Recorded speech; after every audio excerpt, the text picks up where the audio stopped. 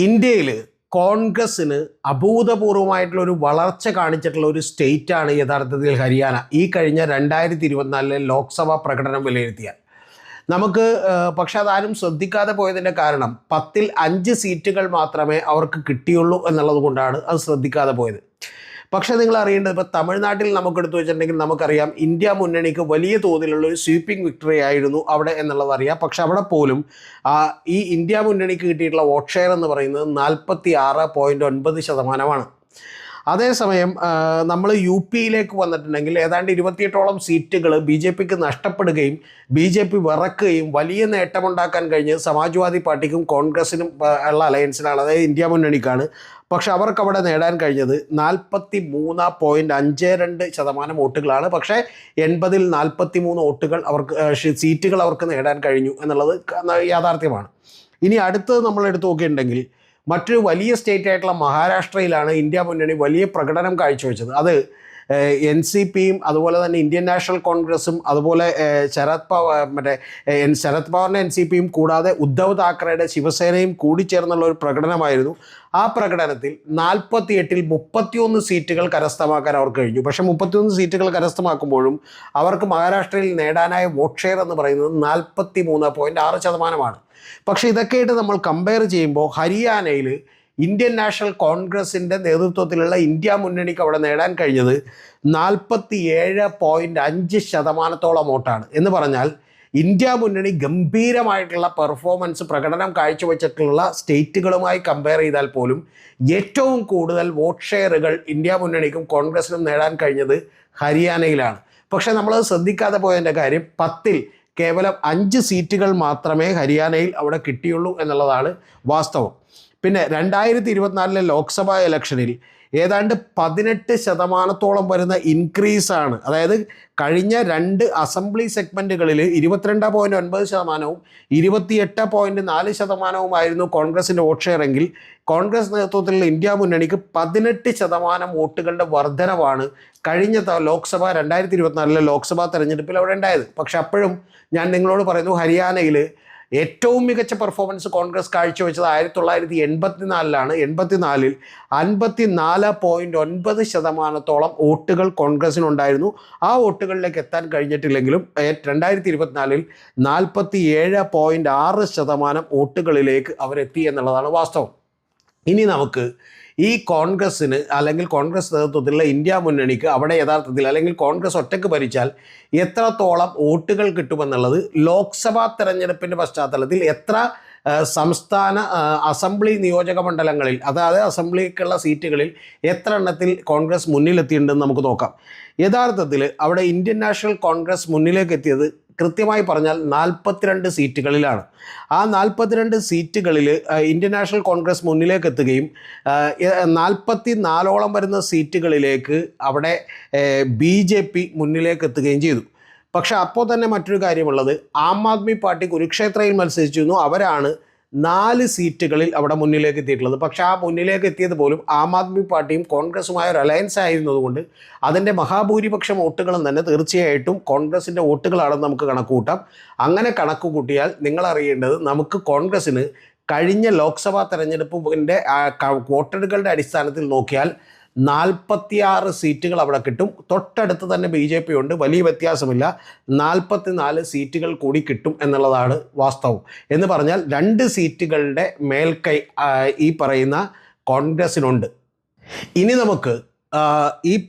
നമുക്കൊരു പഴയ കണക്കുകളിലേക്ക്, അതായത് പഴയ നിയമസഭാ തെരഞ്ഞെടുപ്പുകളിൽ എങ്ങനെയായിരുന്നു കോൺഗ്രസിൻ്റെയും അതുപോലെ മറ്റ് BJPയുടെയും അടക്കമുള്ള മറ്റ് രാഷ്ട്രീയ പാർട്ടികളുടെ പ്രകടനമെന്ന് നോക്കി വരാം. 2014 ഇലക്ഷനിൽ മത്സരിക്കുമ്പോഴാണ് അവിടെ BJPക്ക് വലിയ തോതിലുള്ള സീറ്റുകളുടെയും വോട്ട് ഷെയറിൻ്റെയും വർധന ഉണ്ടാകുന്നത്. അതിന് മുമ്പുള്ള നിയമസഭാ തെരഞ്ഞെടുപ്പിൽ അവർക്ക് വെറും 4 സീറ്റുകളാണ് ഉണ്ടായിരുന്നെങ്കിൽ ഒറ്റയടിക്ക് 2014 തെരഞ്ഞെടുപ്പിൽ നിങ്ങൾക്ക് ഓർമ്മയുണ്ടാവും, അതായത് നരേന്ദ്രമോദി അധികാരത്തിലേക്ക് വരുന്ന തെരഞ്ഞെടുപ്പാണ് 2014. അതിനോടൊപ്പം തന്നെയാണ് അവിടെ നിയമസഭാ തെരഞ്ഞെടുപ്പും അതേ വർഷം തന്നെയാണ് നടന്നിട്ടുള്ളത്.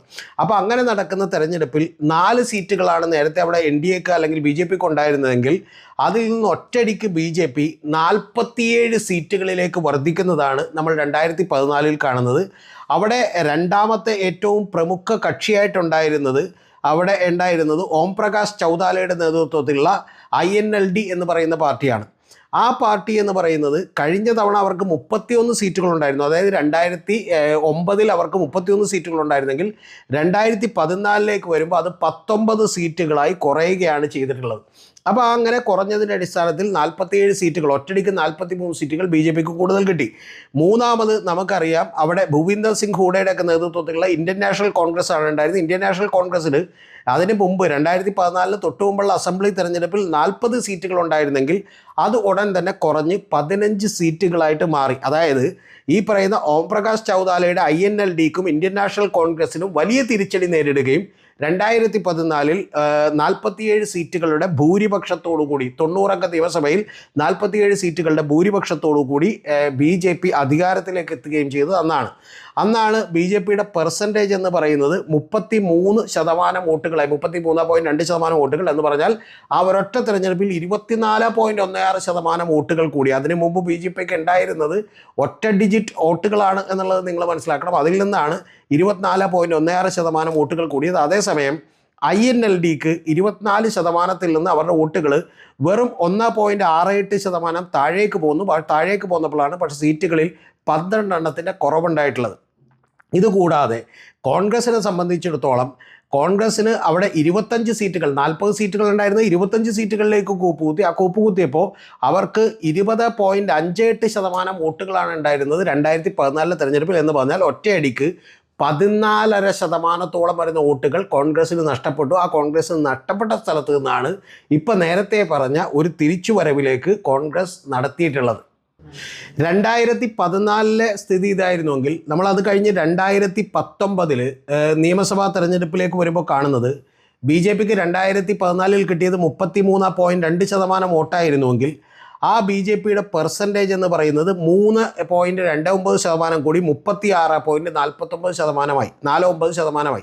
അങ്ങനെ ശതമാനമായെങ്കിൽ പോലും, അതായത് വോട്ട് ഷെയർ വർദ്ധിച്ചെങ്കിൽ പോലും BJPയുടെ സീറ്റിൻ്റെ നമ്പർ 47 നിന്ന് 40 കുറയുകയാണ് അവിടെ ഉണ്ടായിട്ടുള്ളത്. എന്ന് പറഞ്ഞാൽ അതിന് ചില കാരണങ്ങളുണ്ട്. കാരണം അവിടെ നേരത്തെ പറഞ്ഞ INLD എന്ന് പറയുന്ന ഒരു പാർട്ടിയുടെ പ്രസക്തി നഷ്ടപ്പെടുകയും ഈ വോട്ടുകളെല്ലാം തന്നെ BJPക്കും ഇന്ത്യൻ നാഷണൽ കോൺഗ്രസിനുമായി ഷെയർ ചെയ്യപ്പെടുകയും ചെയ്തു. ലാസ്റ്റ് ഇലക്ഷനിൽ 2014 കോൺഗ്രസ് നേടിയത് 20.58% വോട്ടും 15 സീറ്റുകളുമായിരുന്നുവെങ്കിൽ 2019 വരുമ്പോൾ അവരുടെ വോട്ട് ഷെയർ എന്ന് പറയുന്നത് 20.58 നിന്ന് ഒറ്റടിക്ക് അവരുടെ വോട്ട് 7.5% കൂടി. അങ്ങനെ കൂടിയപ്പോൾ 28.08% 33 സീറ്റുകളിലേക്ക് അവർ ഒറ്റടിക്ക് എത്തുക എന്ന അവസ്ഥയാണ് ഉണ്ടായത്. 15 നിന്നും 16 സീറ്റുകൾ കൂടിക്കൊണ്ട് 31 സീറ്റുകളിലേക്ക് എത്തി. അപ്പോൾ ഏതാണ്ട് ഈ രണ്ട് കക്ഷികളിലേക്ക് മാത്രമായി ഇതിൻ്റെ സാധ്യതകൾ ചുരുങ്ങാണ് ഉണ്ടായിട്ടുള്ളത്.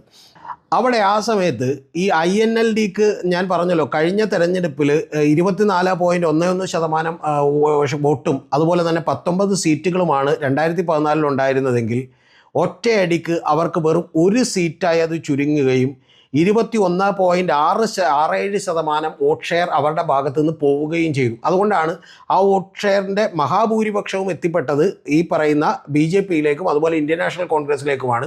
അതുകൊണ്ട് BJPയിലേക്ക് പക്ഷേ 3.29% വോട്ടുകളും ഇന്ത്യൻ നാഷണൽ കോൺഗ്രസിലേക്ക് ഏതാണ്ട് 7.5% വോട്ടുകളും എത്തിയതുകൊണ്ടാണ് BJPക്ക് തിരിച്ചടി ഉണ്ടായി. അതായത് വോട്ട് ശതമാനം കൂടിയിട്ട് പോലും അവർക്ക് സീറ്റുകൾ കുറഞ്ഞ് 7 സീറ്റുകൾ കുറയുകയും കോൺഗ്രസ്സിന് 16 സീറ്റുകൾ കൂടുകയും ചെയ്തത്. ഇതിൻ്റെ ഇടയിൽ 2018 അവിടെ ദുഷ്യന്ത് ചൗട്ടാല എന്ന് പറയുന്ന ദേവിലാലിൻ്റെയൊക്കെ മക്കളാണ് ഇവർ രണ്ടുപേരും. ഈ INLDയുടെയൊക്കെ അഭിപ്രായം അവരുടെ ബന്ധുക്കളാണ്, അവരുടെ കുടുംബത്തിൽ നിന്നുള്ളവരാണ്. അതിൽ ദുഷ്യന്ത് ചൗട്ടാല 2018 JJP എന്ന് പറയുന്ന ഒരു പാർട്ടിയുമായിട്ട് വരികയും ജനാവത് പാർട്ടി എന്ന് പറയുന്ന ജനാത് പാർട്ടി എന്ന് പറയുന്ന ഒരു പാർട്ടിയുമായിട്ട് വരികയും ആ പാർട്ടി 0യിൽ നിന്ന് 10 സീറ്റുകൾ അവിടെ പിടിക്കുകയും ഏതാണ്ട് 14.8% സീറ്റുകൾ പിടിക്കുകയും ചെയ്തു. എന്ന് പറഞ്ഞാൽ 21.67% വോട്ടുകൾ ഈ പറയുന്ന INLDക്ക് നഷ്ടപ്പെടുകയും അവരുടെ പ്രസക്തി ഇല്ലാതാവുകയും അവരിൽ നിന്ന് 14.8% വോട്ടുകൾ ഈ പറയുന്ന JJP എന്ന് പറയുന്ന പാർട്ടിയും മറ്റ് 2 പാർട്ടികളുമായി ഷെയർ ഇട്ടെടുക്കുകയും ചെയ്തു എന്നുള്ളതാണ് വാസ്തവം. അതുകൊണ്ട് ഈ പറയുന്ന JJPയുമായി കൂടിച്ചേർന്നാണ് യഥാർത്ഥത്തിൽ ഭൂരിപക്ഷമില്ലാത്ത നമ്മുടെ BJP ഗവൺമെൻറ് പിന്നീട് അവിടെ ഭരിച്ചുകൊണ്ടിരുന്നത്. അപ്പോൾ ഇതാണ് 2019 അവിടെ സംഭവിച്ചുകൊണ്ടിരുന്നത്. ആ JJP ഇടയ്ക്ക് വെച്ച് വീണ്ടും അവരുടെയുമായി ചില തെറ്റലുണ്ടാവുകയും പിന്നീടും ആ ഭരണം മുന്നോട്ട് കൊണ്ടുപോകാനായിട്ട് നേരത്തെ നയിച്ചു കൊണ്ടിരുന്ന മുഖ്യമന്ത്രി മാറുകയും മറ്റൊരു മുഖ്യമന്ത്രി ഹരിയാനയിൽ വരികയും ചെയ്തു. ഇനി നമുക്ക് 2019 ഒപ്പീനിയൻ പോളുകൾ ഹരിയാനയിൽ എന്താണ് പറഞ്ഞതെന്ന് നോക്കാം. അങ്ങനെയെങ്കിൽ കൂടി അതുകൂടി നമ്മൾ അനലൈസ് ചെയ്താൽ മാത്രമേ 2024 ഒപ്പീനിയൻ പോളുകൾ എന്താണ് പറയുന്നത്, അതിനെ വിശ്വസിക്കാൻ പറ്റുമോ എന്ന് നമുക്ക് തിരിച്ചറിയാൻ പറ്റും. 2019 ഒപ്പീനിയൻ പോളുകളെല്ലാം തന്നെ പറഞ്ഞിരുന്നത് NDA മുന്നണിക്ക് 51 മുതൽ ഏതാണ്ട് 87 വോട്ടുകൾ വരെ കിട്ടും എന്നാണ് പറഞ്ഞിരുന്നത്. അതിൽ മിക്കവാറും TV9 മാത്രമാണ് ഏതാണ്ട് 47 സീറ്റുകളും, ചില എക്സിറ്റ് പോളുകൾ മാത്രമാണ്, അതായത് ഈ പറയുന്ന പ്രയോറിറ്റി എന്ന് പറയുന്ന വോട്ട് എന്ന് പറയുന്ന ചില ചാനലുകൾ, ചെറിയ ചെറിയ ചാനലുകൾ മാത്രമാണ് 46 സീറ്റുകൾ എന്ന് പറഞ്ഞ് ബാക്കി എല്ലാവരും തന്നെ വലിയ തോതിലുള്ള ഒരു വോട്ടുകൾ 51 മുതൽ 87 സീറ്റുകൾ വരെയുള്ള വോട്ടുകൾ അല്ലെങ്കിൽ സീറ്റുകൾ NDAക്ക് കിട്ടും എന്നാണ് പ്രെഡിക്റ്റ് ചെയ്തത്. പക്ഷേ അതിനെല്ലാം തകർത്തുകൊണ്ട് ഏതാണ്ട് 90-95% വരുന്ന ഈ എക്സിറ്റ് പോളുകളെയും അതുപോലെ തന്നെ ഒപ്പീനിയൻ പോൾസിനെയും, ഒപ്പീനിയൻ പോൾസ് മുഴുവനായും തന്നെ തെറ്റായിരുന്നു. എക്സിറ്റ് പോളുകളിൽ ഏതാണ്ട് 1-2 പാർട്ടികൾക്ക് മാത്രം, TV9 ഒക്കെ മാത്രമാണ് കുറച്ചെങ്കിലും ഏതാണ്ട് അടുത്ത് വരുന്ന ഒരു റിസൾട്ട് കിട്ടിയത്. JJP എന്ന് പറയുന്നൊരു പാർട്ടി ഞാൻ നിങ്ങളോട് പറഞ്ഞു, അത് ഫോംഡ് ഇൻ 2019 അത് ഫോം ചെയ്യുന്നത്, 2018 എന്ന് പറയാം, ഡിസംബർ 9. ദുഷ്യന്ത് ചൗതാലയുടെ നേതൃത്വത്തിലുള്ള പാർട്ടിയാണ്. Elder son of Ajay Singh ചൗതാലയാണ്, അതായത് അജയ് സിംഗ് ചൗതാലയുടെ മുഖ്യ പുത്രനാണുള്ളത്, ദേവിലാലിൻ്റെ ഗ്രാൻഡ് സൺ ആണ്. അപ്പോൾ അദ്ദേഹം ഒരു കുറച്ചുകൂടി വൈബ്രൻ്റ് ആയിട്ടുള്ള ചെറുപ്പക്കാരനായ ഒരാളാണ്. അദ്ദേഹത്തിന് അവിടെ വലിയ നേട്ടമുണ്ടാക്കാൻ കഴിഞ്ഞു. ആ 10 സീറ്റ് കൂടി മേടിച്ചുകൊണ്ടാണ് അവിടെ BJP ഭരിച്ചുകൊണ്ടിരുന്നത്. പിന്നീട് അതിൽ ചില കൂറുമാറ്റവും പ്രശ്നങ്ങളും ഒക്കെ ഉണ്ടായി. ഈ കൂറുമാറ്റത്തെക്കുറിച്ച് പറയുമ്പോൾ BJPയുടെ അവിടുത്തെ സംസ്ഥാന പ്രസിഡൻറ്റിൻ്റെ ഫാദറിൻ്റെ പേരിലാണ് ആയാറാം ഗയാറാം എന്ന് പറയുന്ന ഒരു രാഷ്ട്രീയം തന്നെ നിലവിൽ വന്നിട്ടുള്ളത്. അപ്പോൾ ഇത്രയും കാര്യങ്ങൾ, അതായത് നമ്മൾ ഏതാണ്ട് 2014 മുമ്പ് തൊട്ട് 2014 മുമ്പുള്ള ഭരണം തൊട്ട് 2014 2019 കൂടാതെ നമ്മൾ കഴിഞ്ഞ വർഷങ്ങളിൽ, അതായത് 1977 മുതൽ 2024 വരെയുള്ള കൃത്യമായ കണക്കുകളും എടുത്തു വെച്ചാൽ നമുക്ക് മനസ്സിലാവുന്ന ഒരു കാര്യം, ഹരിയാനയിൽ ഒരു കാരണവശാലും 2 തവണ അവിടെ ആളുകളെ ഭരണത്തിലേറുന്ന ഒരു പതിവ് പോലും ഉണ്ടായിട്ടില്ല. പക്ഷേ ആ പതിവ് തെറ്റിച്ചുകൊണ്ട് കഴിഞ്ഞ തവണയാണ് BJPയുടെ ഗവൺമെൻറ് അവിടെ അധികാരത്തിലേക്ക് വന്നത്. പക്ഷെ വന്നു എന്ന് നമുക്ക് ഉറപ്പിച്ച് പറയാൻ പറ്റാത്തൊരു കാര്യം, 47 സീറ്റുകൾ 2014 കൊട്ടിയിരുന്നുവെങ്കിൽ 2019 എത്തുമ്പോൾ വോട്ട് ഷെയർ വർദ്ധിച്ചെങ്കിൽ പോലും ഒരു എതിരായിട്ടുള്ള വികാരമാണ് ഉണ്ടായിരുന്നത്. അതുകൊണ്ട് 40 സീറ്റുകളായി കുറയുകയാണ് ചെയ്തിട്ടുള്ളത്. പക്ഷേ പിന്നീട് ഒരു കൂട്ടുകക്ഷി ഭരണമാണ് അവിടെ നിലവിൽ വന്നിട്ടുള്ളത് എന്നുള്ളത് നമുക്കറിയാം. അപ്പോൾ അത്തരത്തിൽ ഈ പറയുന്ന മനോഹർലാൽ ഖട്ടറിൻ്റെയൊക്കെ നേതൃത്വത്തിലുള്ള ഒരു ഭരണകൂടം അവിടെ നിലവിൽ വരികയും ഏറ്റവും ഒടുവിൽ അദ്ദേഹത്തെ മാറ്റിക്കൊണ്ട് മറ്റൊരു മുഖ്യമന്ത്രിയെ പരീക്ഷിക്കേണ്ട അവസ്ഥയിലേക്കുമൊക്കെ BJP എത്തി.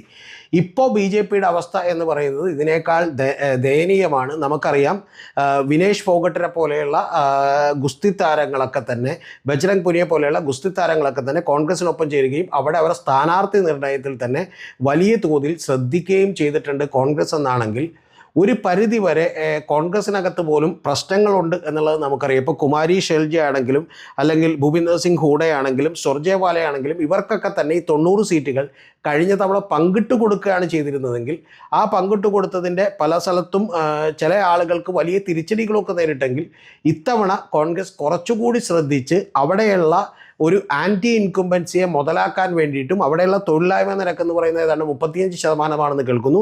കൂടാതെ നമുക്കറിയാം മറ്റേ അഗ്നിവീർ പോലെയുള്ള പ്രൊജക്റ്റുകൾ അവിടെ വലിയ പ്രശ്നമാണ്. കാരണം ഒരുപാട് മിലിറ്ററി ഉദ്യോഗസ്ഥർ, റിട്ടയർ ചെയ്തിട്ടുള്ള ആളുകളും അതുപോലെ മിലിറ്ററിയിലേക്ക് ചേരാൻ ആഗ്രഹിക്കുന്ന ആളുകളുമൊക്കെ ഉള്ള സ്ഥലമാണ്. കർഷക സമരത്തിന് വലിയ ഇമ്പാക്റ്റ് ഉണ്ടാക്കിയിട്ടുള്ള സ്ഥലമാണ്. ഇതിനെല്ലാം ഉപരി കഴിഞ്ഞ തെരഞ്ഞെടുപ്പുകളിൽ പോലും ഒരു മോദി എന്ന് പറയുന്നൊരു പ്രഭാവം അങ്ങേറ്റം നഷ്ടപ്പെട്ടൊരു സ്ഥലമാണ്. 58% വോട്ടുകൾ ഉണ്ടായിരുന്ന BJPക്ക് കഴിഞ്ഞ തവണ അവിടെ ഡ്രാസ്റ്റിക് ആയിട്ടുള്ള അങ്ങേറ്റത്തൊരു ഇടിവാണ് സത്യത്തിൽ അവിടെ BJPക്ക് ഉണ്ടായിട്ടുള്ളത്.